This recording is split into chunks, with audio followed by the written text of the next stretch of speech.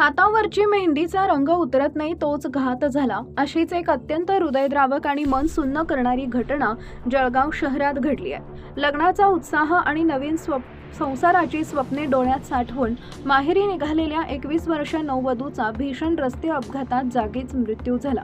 लग्नाला अवघे 6 दिवस झाले असतानाच काळानं घातलेल्या या घालामुळे दोन्ही कुटुंबावर दुःखाचा डोंगर कोसळलाय।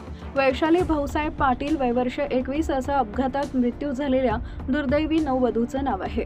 वैशाली यांचा विवाह 7 जुलै रोजी मोठ्या उत्साहात आणि थाटामाटात पार पडला होता।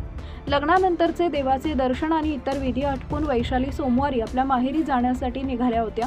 मात्र नियतीच्या मनात काही वेगळंच होतं। संसाराची पहिली पावलं टाकत असतानाच हा हसता खेळता संसार क्षणार्धात उद्ध्वस्त झाला।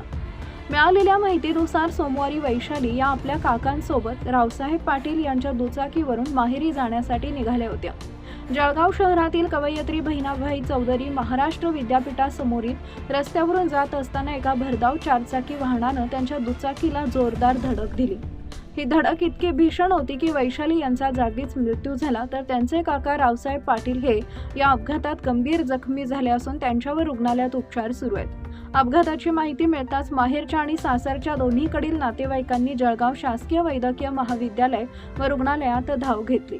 अवघ्या 6 दिवसांपूर्वी ज्या मुलीला हसतमुखानं सासरी पाठवले होते, तिचा छिन्नविछिन्न झालेला मृतदेह पाहून नातेवाईकांनी एकच आक्रोश केला। रुग्णालयाबाहेर नातेवाईकांचा चाललेला काळीच चिरणारा आक्रोश उपस्थितांचे डोळे ओलावणारा होता। लग्नाची मेहंदी उतरण्यापूर्वीच वैशाली यांच्यावर अंत्यसंस्कार करण्याची वेळ आल्यानं संपूर्ण परिसरात हळहळ व्यक्त होतीये। अपघातानंतर धडक देणारे चारचाकी वाहन घेऊन चालक घटनास्थळावरून फरार झालाय।